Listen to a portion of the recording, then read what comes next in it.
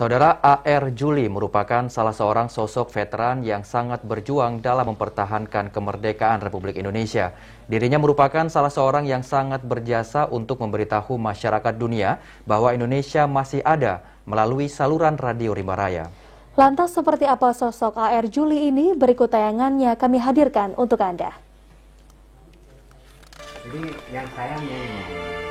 Indonesia masih ada. Pemerintah Indonesia masih ada, tentara Indonesia masih ada.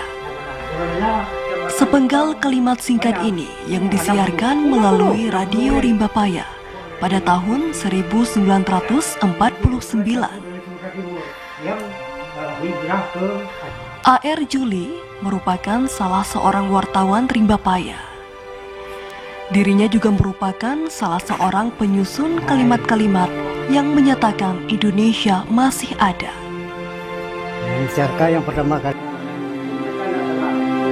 Kepada TVRI dirinya menceritakan bagaimana dirinya bersama pejuang lainnya berusaha mengabarkan keberadaan Indonesia sesungguhnya di saat Belanda mengabarkan kepada dunia bahwa Indonesia sudah tidak ada. Aceh, divisi Gajah 2 Aceh. Tapi Gajah 2 campuran? Ya, campuran. Saya selain sebagai prajurit pejuang, juga sebagai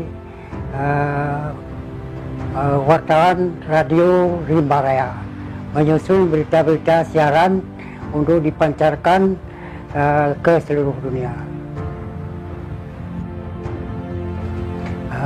Ini kita kembali sebelum radio Rimba Raya itu berfungsi, itu Radio Republik Belanda sangat gencar menyiarkan berita-berita bohong bahwa Indonesia tidak ada lagi, sudah dikuasai Belanda. Padahal Aceh masih utuh, belum tersentuh agresi Belanda. Bukan perjuangan yang mudah bagi A.R. Juli dan pejuang lainnya agar kalimat-kalimat ini terdengar seantero dunia. Melalui siaran inilah dasar digelarnya pertemuan konferensi meja bundar di Den Haag, Belanda. Saya harus segera mengudara untuk membantah atau membantah siaran-siaran bohong radio Republik Belanda. Tim Liputan TVRI melaporkan.